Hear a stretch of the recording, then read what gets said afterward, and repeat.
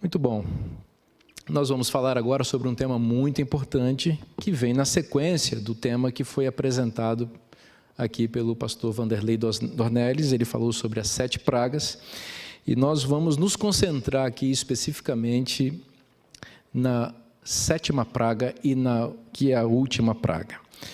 Então, eu gostaria de convidar você a abrir a sua Bíblia em Apocalipse, capítulo 16, a partir do versículo 17.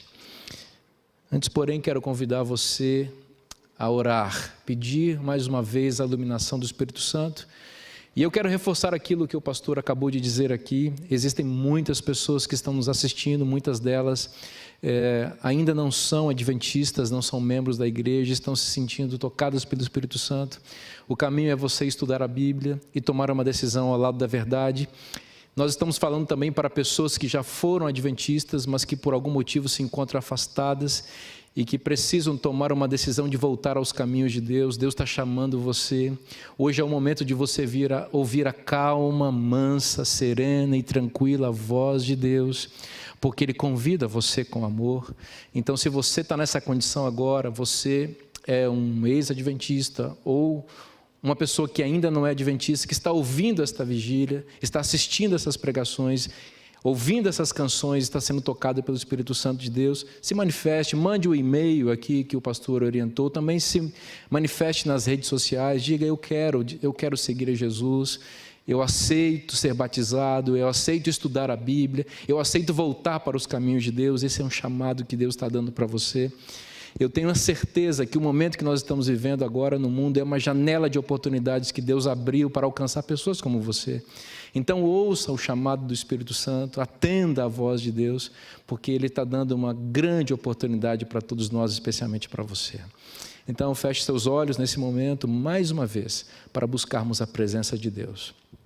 Nosso Deus e nosso Pai, chegou a hora em que vamos estudar uma vez mais a Tua Palavra.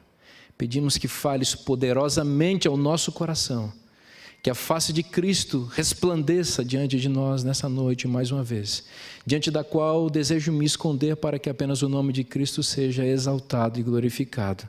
Te pedimos em nome de Jesus. Amém, Senhor.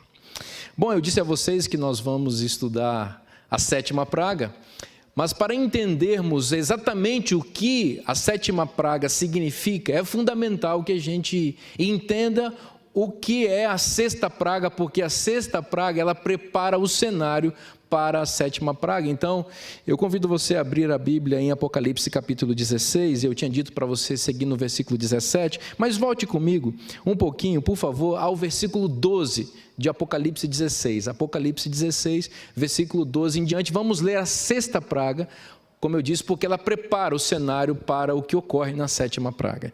Diz o texto, Apocalipse 16, versículo 12: derramou o 6º anjo a sua taça sobre o grande rio Eufrates, cujas águas secaram, para que se preparasse o caminho dos reis que vem do lado do nascimento do sol. Aqui uma referência à volta de Jesus, e o secamento do rio Eufrates se refere à perda do poder político e da humanidade que a Babilônia mística terá quando ocorrer aqui a questão da 6ª e da 7ª praga.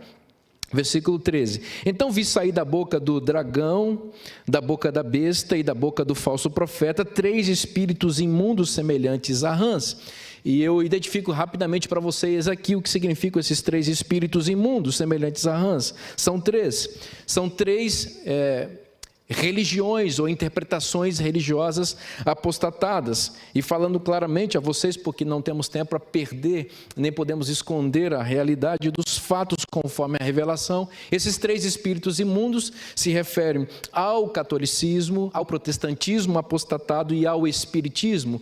Esta confederação religiosa que se unirá no contexto dos eventos finais, no contexto do tempo de angústia e das 7 últimas pragas, para influenciar as lideranças governamentais do planeta para perseguir o povo de Deus, extinguindo a vida do povo de Deus. Então, esses 3 espíritos imundos são 3 matrizes religiosas diferentes que se unificam num ecumenismo para perseguir e influenciar os líderes da terra a perseguir o povo de Deus. Versículo 14 diz: porque eles são espíritos de demônios, operadores de sinais, e se dirigem aos reis do mundo inteiro, com o fim de ajuntá-los para a peleja do grande dia do Deus Todo-Poderoso. Portanto, observe que a sexta praga revela o contexto ou o cenário em que ocorrerá uma batalha severa.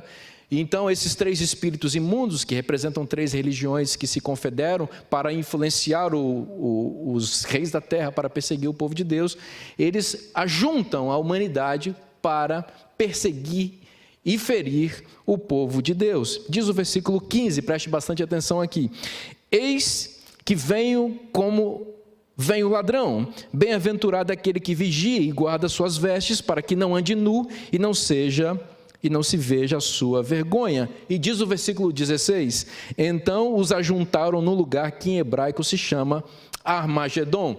Então, repito o que falei a vocês: a sexta praga apresenta o cenário em que se darão os eventos retratados na sétima praga, que passo a ler com vocês agora, a partir do versículo 17, que diz o seguinte: então derramou o sétimo anjo a sua taça pelo ar, e saiu grande voz do santuário do lado do trono, dizendo: feito está. E sobrevieram relâmpagos, vozes e trovões, e ocorreu grande terremoto, como nunca houve igual desde que há gente sobre a terra. Tal foi o terremoto forte e grande. E a grande cidade se dividiu em 3 partes, e caíram as cidades das nações. Então preste atenção no que está acontecendo aqui. A grande cidade se dividiu em 3 partes. Que 3 partes são essas? Aquelas 3 partes representadas pelos 3 espíritos imundos, semelhantes a rãs, que foram retratados na sexta praga. Eu repito a vocês: a confederação, catolicismo, protestantismo apostatado e espiritismo se unifica. Essa confederação surge e forma o que nós identificamos como a Babilônia mística. Porém, no contexto da sétima praga, essa confederação ecumênica, ela se dissolve em 3 partes, porque esta Babilônia perde o seu poder com a sétima taça que é derramada sobre a terra. Isso é muito importante. Tá bom? Então, ocorre esse grande terremoto que antecede a volta de Jesus e que, ao mesmo tempo, faz com que essa grande Babilônia mística, confederação de 3 religiões espúrias, se dissolva e perca a sua autoridade. E diz o versículo 19: e a grande cidade se dividiu em 3 partes, conforme já lemos, e caíram as cidades das nações. E lembrou-se Deus da grande Babilônia para dar-lhe o cálice do vinho do furor da sua ira. Portanto, a sétima praga revela que a grande Babilônia perde a sua autoridade no contexto da sétima praga. Ela é ferida com o cálice da ira de Deus. E diz o texto também que desabou do céu sobre os homens grande saraivada com pedras que pesavam cerca de 1 talento, e por causa do flagelo da chuva de pedras, os homens blasfemaram de Deus, porquanto o seu flagelo era sobremodo grande. Então, o que nós temos aqui no contexto da sétima praga? Um juízo que cai sobre a Babilônia mística, essa confederação de religiões espúrias que se unificam para influenciar os reis da terra, para perseguir o povo de Deus. Então, a sétima praga dissolve esse poder, pune esse poder, sentenciado por Deus em seu juízo. Também ocorre um grande, terrível terremoto. Esse terremoto é real e é físico, e esse terremoto abala as estruturas da terra e prepara o mundo para o evento maravilhoso que ocorrerá na sequência, que é a volta de Jesus. Caem também do céu grandes pedras pesadíssimas que ferem os infiéis, que estão recebendo aí o castigo da ira divina. Observe que enquanto o povo de Deus está sendo perseguido no tempo de angústia de Jacó, severo tempo de angústia, debaixo de um decreto dominical e de morte, que ameaça a vida do povo de Deus, ao mesmo tempo os ímpios, aqueles que receberam a marca da besta, estão recebendo o vinho da fúria de Deus sem mistura de misericórdia por meio das pragas. Então o povo de Deus perseguido, ao mesmo tempo é livre desses juízos, e os ímpios, que supostamente estão livres, eles recebem o castigo de Deus e se sentem bastante angustiados, de fato, com o que está ocorrendo em relação a eles. É bom que a gente saiba, é importante saber aqui, que a sétima praga, ela se desdobra nos capítulos que seguem ao fim do capítulo 16. Portanto, o capítulo 17, 18 e 19 explicam para nós o que é a sétima praga. Já foi mencionado aqui, e digo de novo que é importante, o Apocalipse, e na verdade a literatura apocalíptica na Bíblia, os livros em especial de Daniel e Apocalipse, eles trabalham com o elemento da recapitulação, ou seja, nós temos profecias que são apresentadas em determinados capítulos, depois elas são apresentadas de novo em outro capítulo, com outros símbolos, recapitulando aqueles capítulos anteriores. O Apocalipse também, a literatura apocalíptica também trabalha com a ênfase, ou seja, quando uma profecia apocalíptica ela é recapitulada em outro capítulo, algum aspecto do capítulo anterior é enfatizado. É enfatizado ali, e isso é muito importante, porque aquele aspecto ele vai ser expandido naquele outro capítulo. Então, o que você encontra na profecia apocalíptica, de Apocalipse e Daniel, é recapitulação, ênfase e expansão de conteúdo profético mencionado anteriormente. Muito bem. Então, como eu disse a vocês, o capítulo 17 é uma recapitulação da sétima praga, uma ênfase do que ocorre na sétima praga e uma expansão desta praga. Tanto o capítulo 17, quanto o 18 e o 19, e eu quero convidar você a dar uma passada rápida por esses capítulos aqui, porque eles revelam detalhes importantíssimos da história do grande conflito e você não pode perder. Bom, no capítulo 17, o que nós encontramos aqui? No capítulo 17, encontramos alguns personagens muito importantes. Primeiro personagem que aparece no capítulo 17 é identificada como a meretriz. Essa meretriz é outro símbolo para se referir à Babilônia mística, que é dividida em 3 partes com o advento da sétima praga. Essa Babilônia mística, esta meretriz, repito, representa a religião espúria que se confedera e se unifica no contexto dos eventos finais para influenciar os reis da terra, as lideranças da terra, para oprimir e para perseguir e para agredir o povo de Deus. Então nós temos aí uma meretriz. Diz o texto bíblico que essa meretriz, ela está vestida de vermelho, a cor púrpura, e ela está sentada sobre um monstro terrível com 7 cabeças e 10 chifres. Esse monstro, identificado aqui como uma besta escarlate, isto é, vermelha. Esta mulher está sentada sobre este animal e ela tem um cálice na sua mão com vinho, que é o sangue, ou representa o sangue dos santos de Deus que foram perseguidos e mortos ao longo da história pela influência dessa religião pagã perseguidora contra o povo de Deus. É muito interessante você observar que existe um paralelo entre o capítulo 17 de Apocalipse e o capítulo 12 de Apocalipse. Porque veja o que ocorre. Nos 2 capítulos aparecem mulheres. Enquanto no capítulo 12 aparece uma mulher vestida de branco, representando o povo de Deus, no capítulo 17 aparece uma mulher vestida de vermelho, representando os inimigos do povo de Deus e que assumem uma religião contrária àquela que é professada na palavra de Deus.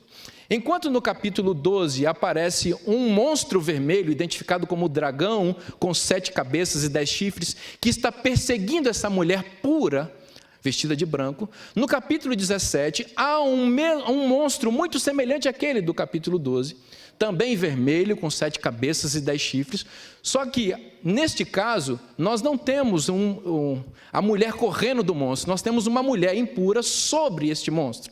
Observe que há um paralelo entre esses 2 capítulos. Se você juntar os 2 capítulos, quase que você enxerga uma mulher pura correndo da perseguição desse monstro com 7 cabeças e 10 chifres, esse monstro vermelho. E esse monstro, agora no capítulo 17, ele está acompanhado de uma outra mulher que influencia ou que incita esse monstro a perseguir aquela mulher pura. Há um outro paralelo muito interessante nesses 2 capítulos, porque o capítulo 12 diz que as cenas da perseguição do dragão com 7 cabeças e 10 chifres se dá no deserto. E se você olhar o capítulo 17, você vai perceber que o anjo dirige João, o escritor, o revelador de Apocalipse, a um deserto onde ele vê esse animal terrível com 7 cabeças e 10 chifres, que tem sobre si uma mulher impura e profana. Interessante isso daí. Bom, é bom que a gente conheça também que esta besta de Apocalipse 17 tem 7 cabeças. Essas 7 cabeças, conforme o método historicista de interpretação das Escrituras, das profecias, que é o método que nós assumimos, que é o método que os reformadores utilizaram, que os adventistas continuam utilizando, essas 7 cabeças representam 7 reinos, ou 7 reis que oprimiram o povo de Deus ao longo da história. Se você for comigo ao capítulo 17, você vai encontrar uma referência a isto aí.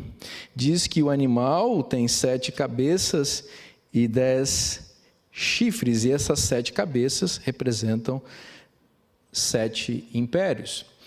Bom, esses impérios perseguiram o povo de Deus. O primeiro império que se levantou contra o povo de Deus como perseguidor foi o Egito. O Egito foi usado por Satanás para tentar dizimar o povo de Deus, especialmente no contexto do Mar Vermelho. Então, representado aqui o Egito pela primeira cabeça. Depois você tem a Síria, que foi um terrível povo que se levantou para perseguir o povo de Deus e alcançou muitos êxitos em relação a isso, mas Deus protegeu e defendeu o seu povo desta cabeça feroz que se levantou para exterminar o povo de Deus. Depois você tem o Império Babilônico, na sequência o Império Medo-Persa, na sequência o Império Grego, na sequência o Império Romano. Aqui no capítulo 17, o anjo se dirige a João e diz que aquele animal que tem 7 cabeças e 10 chifres, representa reis e impérios, conforme eu disse, e ele diz o seguinte, o anjo a João: 5 desses reinos já passaram no tempo de João. Então, se você fizer uma contagem, você vai chegar exatamente ao Império Romano. Passou Egito, passou Assíria, passou Babilônia, passou Medo-Persa e passou Grécia. 5 já passaram. E o anjo diz a João: um existe. Bom, o império que existia no tempo de João é basicamente o Império Romano, e estava ativa esta cabeça perseguidora para o povo de Deus. E esta cabeça perseguidora do povo de Deus, que está acoplada ao animal com 7 cabeças e 10 chifres, vai permanecer perseguindo o povo de Deus durante todo o restante da Antiguidade e a Idade Média, especialmente no período de 1260 anos, quando essa cabeça realmente rugiu, agrediu e feriu, perseguiu e matou muitos do povo de Deus. Porém, o anjo continua dizendo para ele, versículo 10, dos quais caíram 5, capítulo 17, versículo 5, dos quais caíram 5, um existe e outro ainda não chegou, e quando chegar tem de durar pouco. Bom, 5 caíram, um existe, Roma, no tempo de João, e o outro que viria duraria pouco tempo. Nós sabemos que Roma durou de João até o fim da sua perseguição em 1798. Roma, apresentada em sua fase pagã e em sua fase papal, durou a 6ª cabeça, portanto, esse período todo. Aqui o anjo anuncia a João que haverá uma 7ª cabeça que se levantará contra o povo de Deus, mas que duraria pouco tempo. E nós interpretamos esta 7ª cabeça, que durará pouco tempo, a coalizão entre a besta do mar e a besta da terra. Em outras palavras, entre o papado e os Estados Unidos da América e o protestantismo. Esta coalizão, que se dará no contexto dos eventos finais, expedirá um decreto dominical, e esse decreto representará o exercício perseguidor desta 7ª cabeça. Mas diz o texto que esta cabeça vai durar pouco tempo. Isso está de acordo com o que diz o grande conflito, de que os eventos finais serão rápidos. Essa 7ª cabeça vai se levantar para ferir o povo de Deus com o decreto dominical, e conforme já foi dito aqui, muitos serão presos, muitos serão perseguidos, alguns serão mortos, porque essa cabeça se tornará ativa, ela que está adormecida desde 1798, quando recebeu uma cura, recebeu uma ferida mortal. Esta ferida tem sido curada ao longo dos anos, e esta cabeça voltará a rugir contra o povo de Deus no contexto do decreto dominical. Então, aqui nós temos esse animal que tem 7 cabeças e 10 chifres. Porém, diz o versículo 11, e ele acrescenta, o anjo acrescenta uma informação que é inovadora aqui. Diz o seguinte: e a besta, que era e não é, ele é também o 8º rei e procede do 7 e caminha para a destruição. Observem que as 7 cabeças, que representam 7 impérios que perseguiram o povo de Deus ao longo da história, serão sucedidas por um 8º rei. Não confunda, não é uma 8ª cabeça, o animal tem 7 cabeças. Aqui é dito que haverá um 8º rei, ou um 8º reino, que sucederá o último império das 7 cabeças. Eu disse a vocês que a 7ª cabeça representa a coalizão entre Roma papal e Estados Unidos da América no contexto do decreto dominical. Então, depois disso daí, haverá um 8º rei. E que 8º rei é esse? Apocalipse capítulo 17, versículo 11, nos diz a identidade deste 8º rei. Aqui é dito: e a besta, que era e não é, é também ele o 8º rei. Prestou atenção? Quem é o 8º rei? Ele é a própria besta. O próprio animal com 7 cabeças e 10 chifres em sua totalidade é a besta. Então, para você saber quem é esse 8º rei, você precisa saber quem é essa besta escarlate. Alguns elementos aqui no versículo 11 e no capítulo 17 como um todo, nos ajudam a identificar quem é essa besta, especialmente em comparação com outros capítulos do Apocalipse. Por exemplo, a descrição desse animal com 7 cabeças e 10 chifres, é muito semelhante à descrição do animal do capítulo 12. E lembre que o animal do capítulo 12 é um dragão vermelho com 7 cabeças e 10 chifres também. O animal do capítulo 17 de Apocalipse é uma besta, não é chamada de dragão, é importante que se saiba isso. Porém, ele tem as mesmas 7 cabeças, os mesmos 10 chifres, e ele também é vermelho como o dragão. É muito interessante você saber que o dragão do capítulo 12, ele é o próprio diabo, conforme a própria identificação do Apocalipse, que o dragão é a antiga serpente, é Satanás. E me parece que os dois símbolos são muito similares aqui. É muito importante também você observar o que diz o versículo 11 sobre esse 8º rei.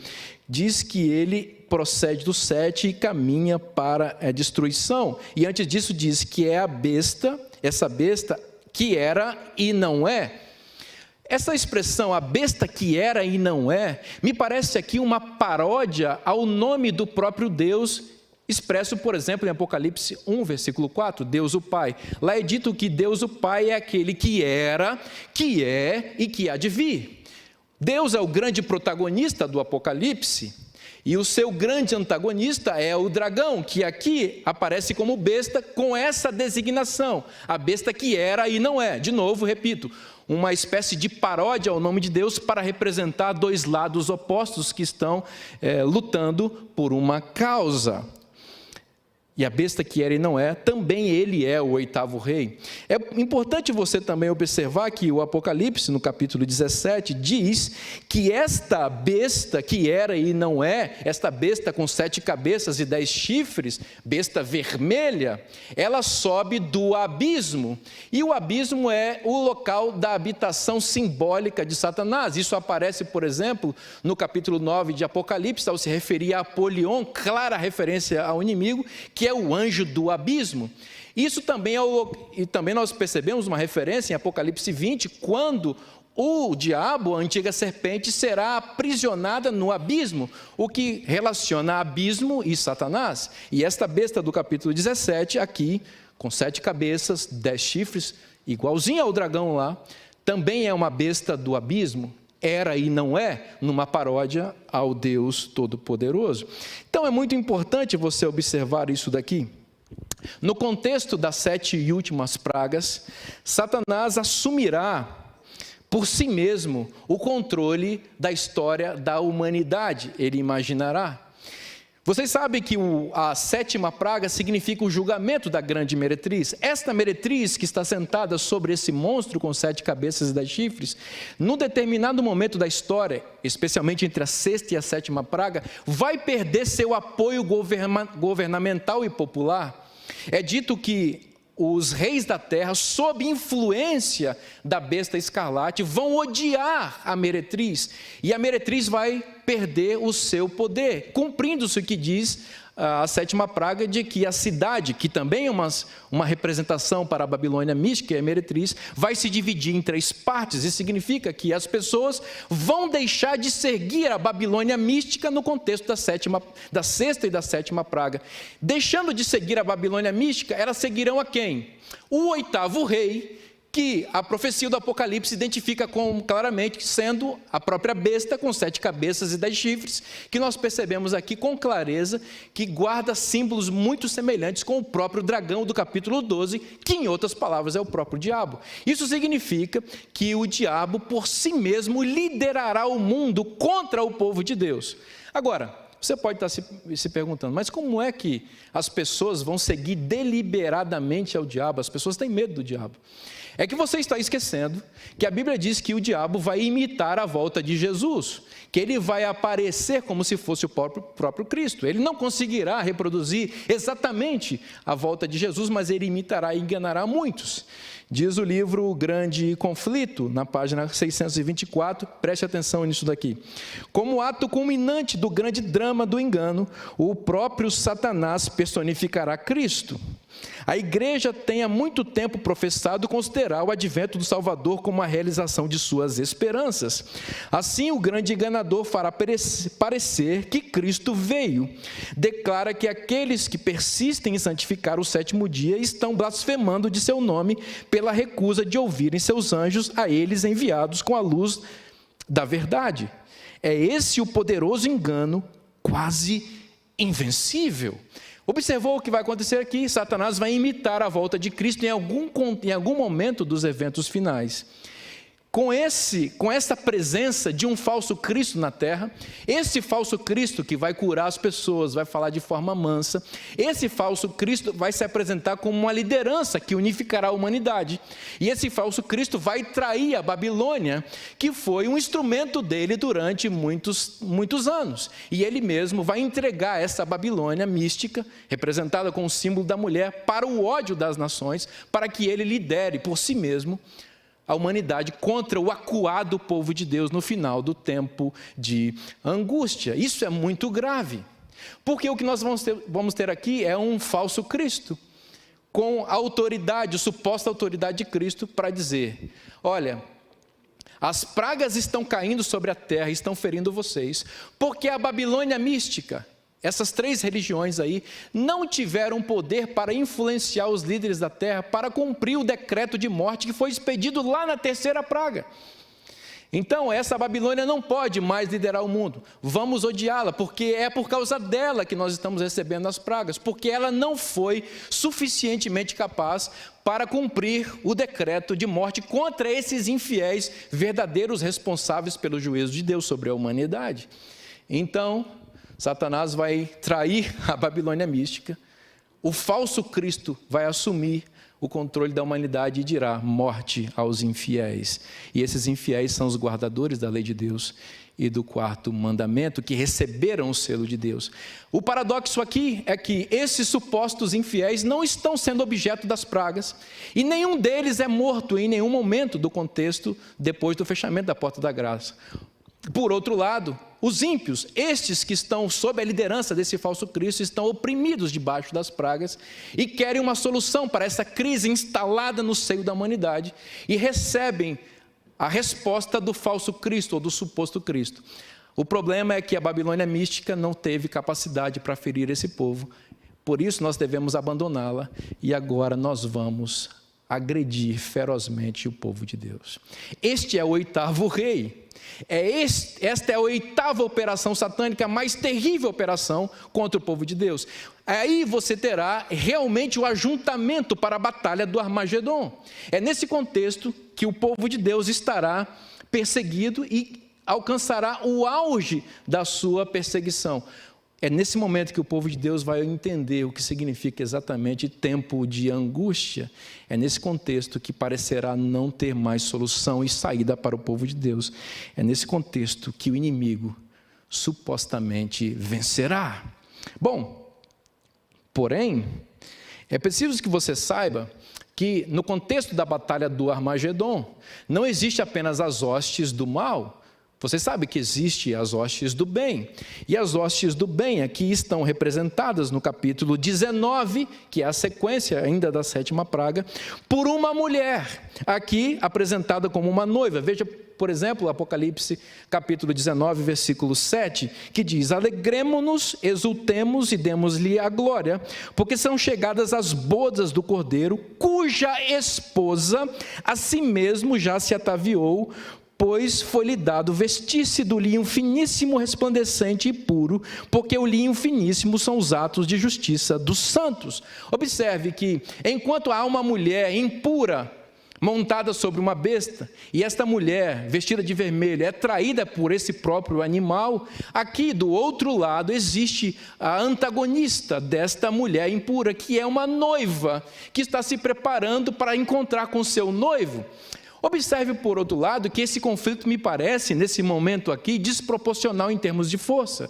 Porque, no primeiro momento, você tem um dragão ou uma besta com 7 cabeças e 10 chifres que se volta contra uma mulher indefesa, vestida com vestes brancas. Isso aparece no capítulo 12 e é retomado no capítulo 17, 18 e 19. Então, você tem um dragão perseguindo uma mulher e ainda tem uma mulher impura sobre esse dragão incitando contra essa mulher. Então, do outro lado, você tem uma mulher sozinha, vestida de branco. Me parece que essa mulher não tem condições de lutar contra o seu inimigo. Ela está acuada, tem um decreto de morte expedido contra ela, ela não tem saída, parece não ter solução. Mas o Armagedon não termina aí. Há um outro personagem que aparece no Armagedon para equilibrar essas forças e, em realidade, para desequilibrar completamente, porque ele aparece com grande poder e grande glória. E esse personagem é identificado no capítulo 19, versículo 11, que diz: vi o céu aberto, e eis um cavalo branco, o seu cavaleiro se chama Fiel e Verdadeiro, e julga e peleja com justiça. Os seus olhos são chamas de fogo, na sua cabeça há muitos diademas, tem um nome escrito que ninguém conhece senão ele mesmo. Está vestido com um manto tinto de sangue, e o seu nome se chama o Verbo de Deus. E seguiam-no os exércitos que há no céu, montando cavalos brancos, com vestiduras de linho finíssimo, branco e puro. Sai da sua boca uma espada afiada para com ela ferir as nações, e ele mesmo regerá com cetro de ferro, e pessoalmente pisa o lagar do vinho do furor da ira de Deus, do Deus Todo-Poderoso. O texto segue dizendo que as ações desse cavaleiro montado num cavalo branco, que representa Cristo, que se levanta para defender a sua esposa que está sendo agredida por esse dragão terrível com 7 cabeças e 10 chifres, esse cavaleiro branco é Cristo, que aparece nas nuvens do céu para defender o seu povo. Então, o que nós observamos aqui na batalha do Armagedon é uma batalha que ocorre num deserto, 2 mulheres, uma mulher impura, do capítulo 17, vestida de vermelho, uma mulher pura, vestida de branco, que está se preparando para encontrar com seu noivo. E esse dia da noiva, da noiva do Cordeiro, se dá exatamente num contexto de muita perseguição. É muito interessante você observar que essa noiva, ela está se ataviando, isto é, se embelezando, se preparando para encontrar com o seu noivo, quando está sendo perseguida.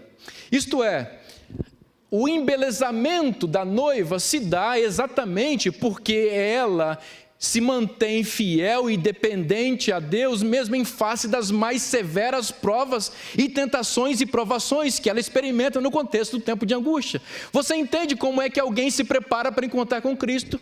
É quando Satanás vem agredi-lo com provações e tentações de toda sorte, e essa pessoa resolve dizer não ao diabo e dizer sim para Cristo. É assim que os atos de justiça são atribuídos a alguém que quer se encontrar com o seu noivo, que é o Cordeiro. Incrível isso.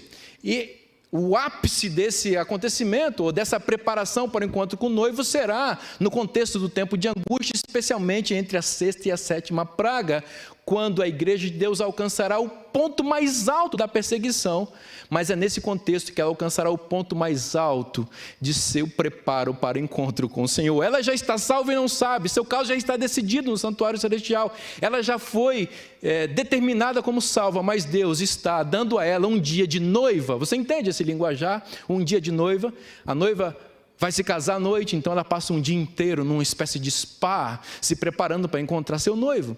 O dia de noiva da noiva do Cordeiro vai ser no meio do tempo de angústia, no meio da perseguição, e o embelezamento dela é sua dependência a Deus, é sua fidelidade a Deus, é sua fé a Deus, mesmo diante de severa perseguição e provação.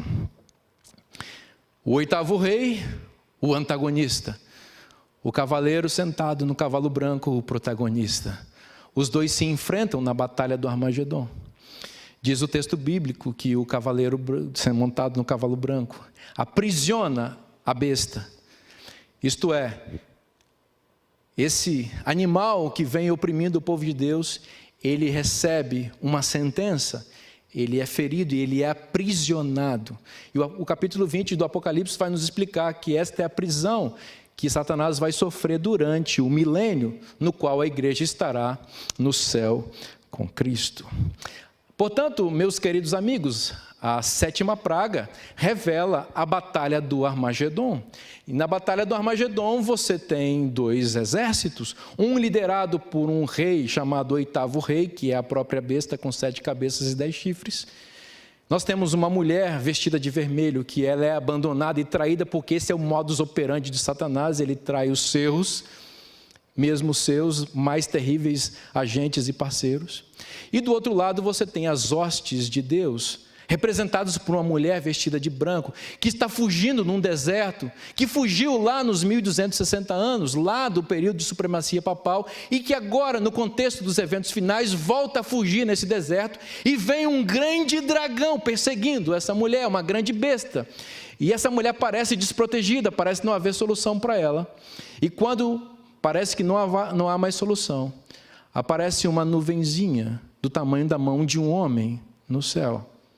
Esta nuvem vai se expandindo e esta nuvem vai revelando o grande exército do cavaleiro montado no cavalo branco.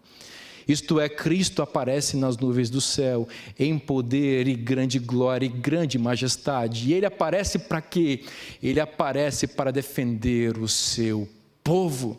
O seu povo que se manteve fiel aos seus mandamentos, o seu povo que recebeu a sua lei no coração como selo, o seu povo que foi batizado com o Espírito Santo, o seu povo que não se dobrou diante das ameaças das bestas e do próprio dragão contra ele, o seu povo que foi ataviado e preparado como uma noiva se prepara para encontrar com seu noivo em tempos de perseguição. É nesse contexto que aparece Jesus para defender o seu povo, aprisionar o inimigo terrível, que é esse oitavo rei, e dar ao seu povo de Deus, a seu povo, o povo de Deus, o galardão que eles receberão pelo sangue do Cordeiro. No contexto dos eventos finais, só haverá 2 exércitos. O exército liderado pelo oitavo rei e suas hostes ímpias, que vão ser objeto da ira de Deus, mas ainda por pouco tempo, agredirão ferozmente o povo de Deus. E o outro exército liderado pelo cavaleiro branco, que é Cristo, que é Miguel, que se levantará em breve para defender o seu povo. Esse exército é composto por gente fiel, que aceitou a lei de Deus no coração e que se manteve fiel a toda prova. Nesse contexto, 2 exércitos, 2 lados apenas. A minha pergunta a você é muito simples e muito direta. De que lado você estará quando essas coisas acontecerem? Quando for efetivamente travada a batalha do Armagedon, de qual lado você estará? Do lado que olhará para o céu e verá o cordeiro, um cordeiro irado, e dirá para os montes: caí sobre nós, escondei-nos da face daquele que se assenta no trono, que pedirá para que as rochas caiam sobre si, como diz o 6º selo do Apocalipse. Desse lado que você estará. Ou você escolherá hoje, estará do lado daqueles que vão abrir os braços e dizer: esse é o nosso Deus a quem nós aguardávamos, e na sua salvação nos alegraremos e nos rejubilaremos. De que lado você estará quando aquela nuvenzinha do tamanho da mão de um homem surgir no horizonte celestial? Quando o povo de Deus estiver acuado, acossado pela mais severa e mais terrível perseguição, quando aparentemente não haverá mais solução, de que lado você estará? O convite do Espírito Santo para você nesta noite é muito claro. Deus deseja que você esteja entre aqueles que estão se preparando para encontrar com o Cordeiro. Deus deseja que você componha o símbolo da noiva do Cordeiro, que é preparada, que é ornamentada, que é embelezada num contexto de perseguições e provas, e que é embelezada por sua fidelidade, por sua confiança, por sua fé e por sua dependência irrestrita ao Deus verdadeiro, que se revelará como defensor de seu povo e que se levantará para ferir os inimigos do seu povo, regerá as nações e terá o seu casamento com a sua noiva que se prepara. De que lado você estará? É minha pergunta insistente nessa noite. Eu não posso terminar minha mensagem sem que você tome uma decisão ao lado da verdade.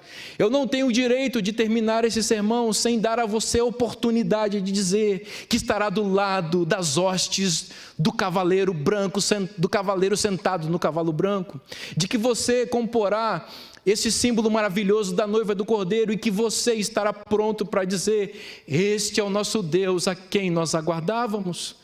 O convite de Jesus para você é muito claro nessa noite e você não pode recusar. Aliás, você pode, você tem esse direito, mas eu clamo a você em nome de Cristo que toma uma decisão hoje, onde você está.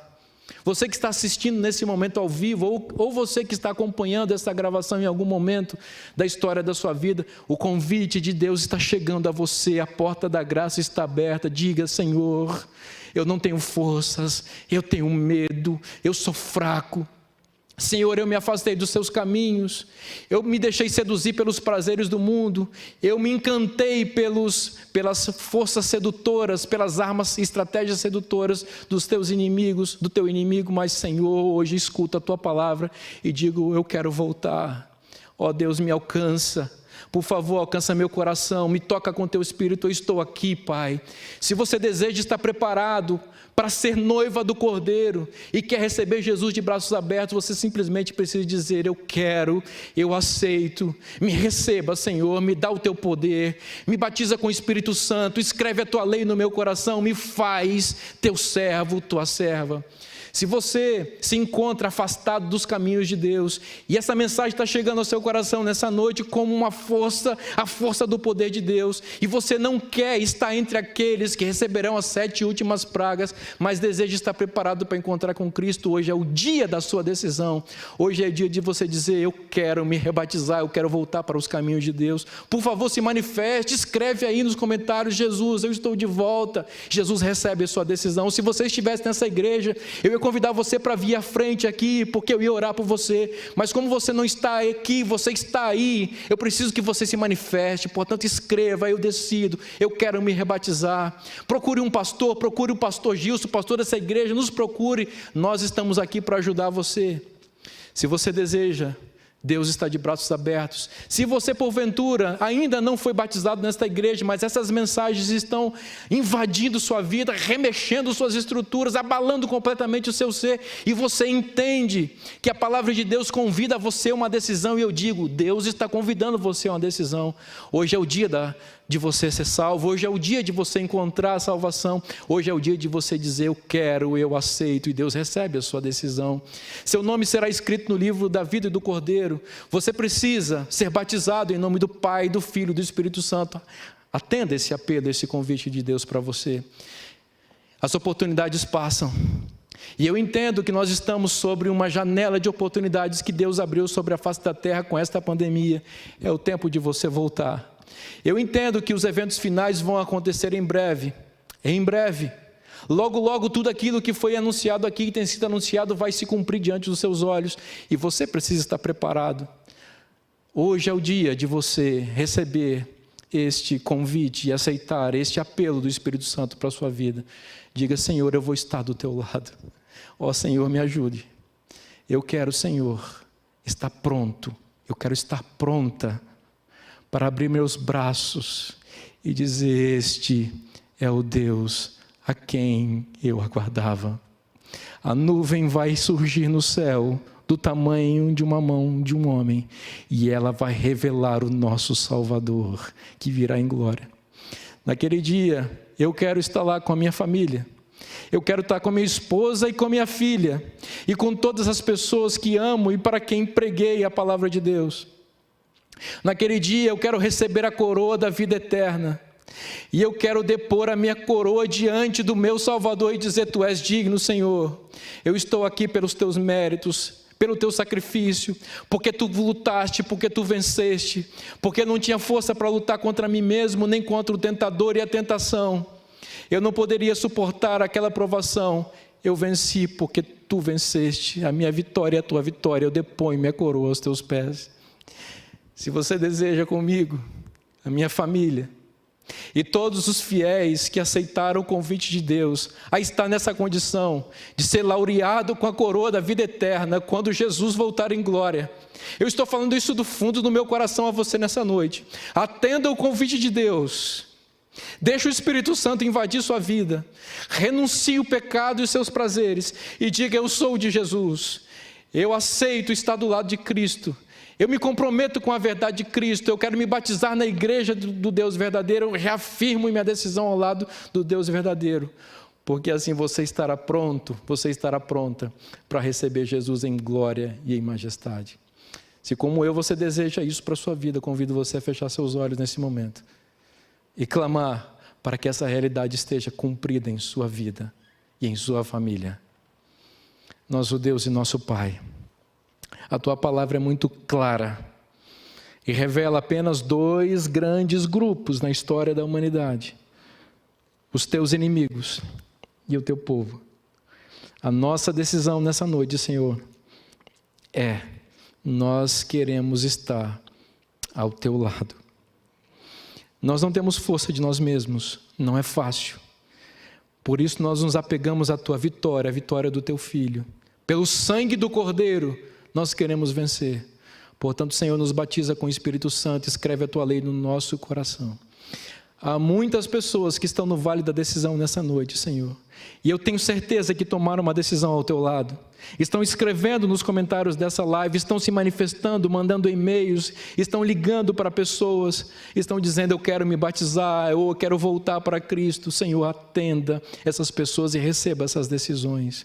Senhor, se há alguém ainda relutando em atender teu convite, Senhor, invada esse coração com mais força. Eu sou tão fraco como pregador, eu não tenho condições de fazer o que só o teu Espírito pode fazer. Então, Senhor, faça essa obra e resgate essa pessoa, para que ela tenha o direito de, naquele dia glorioso, estar ao teu lado, do lado vencedor, e dizer: este é o Deus a quem nós aguardávamos. Eu clamo isso humildemente, Senhor, em nome de Jesus Cristo. Cumpra, Senhor, a tua promessa, batiza-nos com teu Espírito e resgata um povo para encontrar contigo em glória.